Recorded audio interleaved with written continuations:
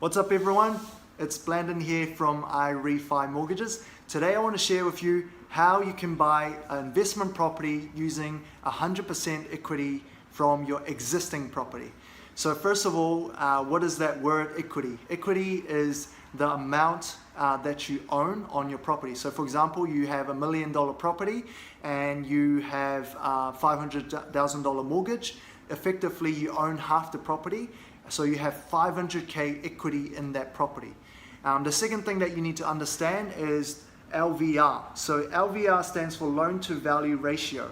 And that's a rule that the Reserve Bank have set on what's the maximum you can borrow on the different types of property, or for different purposes. So for example, if you're gonna live in the property, we call this an owner occupied.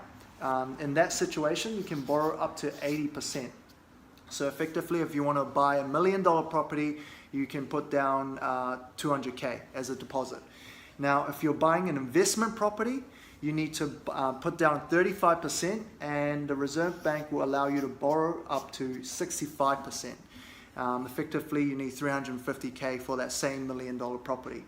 Now the third the third situation where you need to think about is where there are exemptions. So if you're a first-time buyer, in some situation you'll be able to borrow up to 90%, and if you're building a new property, potentially you can borrow up to 95%. And if you're buying a new build, basically the government wants to encourage people to build more houses because at the moment there's a slight shortage on supply. So with investment property, if you're buying a new build, you can borrow up to 80%, and that's what we call an LVR exemption. So how to use the equity in the property. So let's pretend you've got this property that you've owned for a few years. The value has gone up significantly. This is most parents' situations where mum and dad sort of own that property. They pay down the mortgage and maybe they have 450K left on that. So effectively, they have 550K equity. But we can't use all of that as a deposit. The maximum we can go for is up to 80% of the value of this property. So effectively, the value of your property times 80%.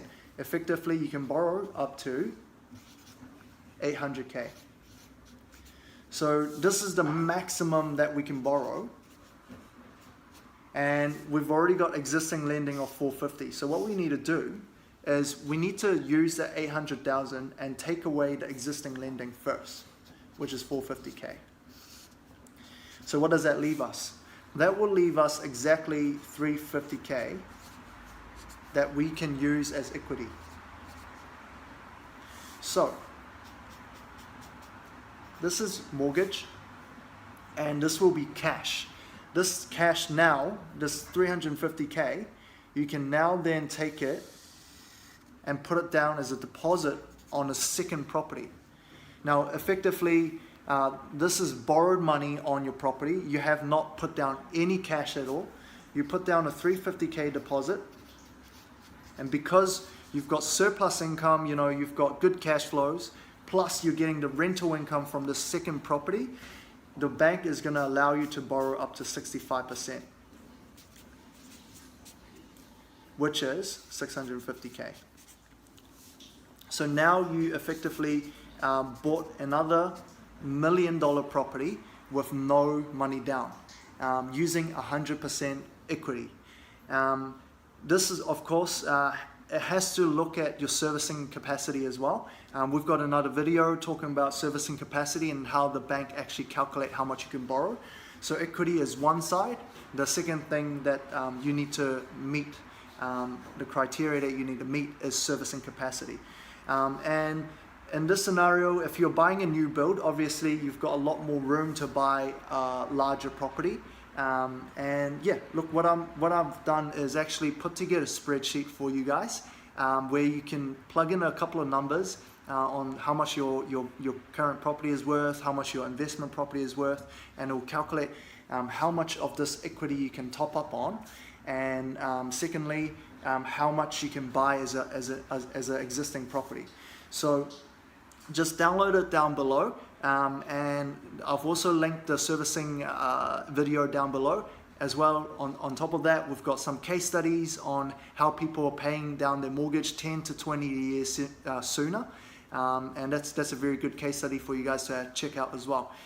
Thank you for listening. I'll catch up with you guys next week.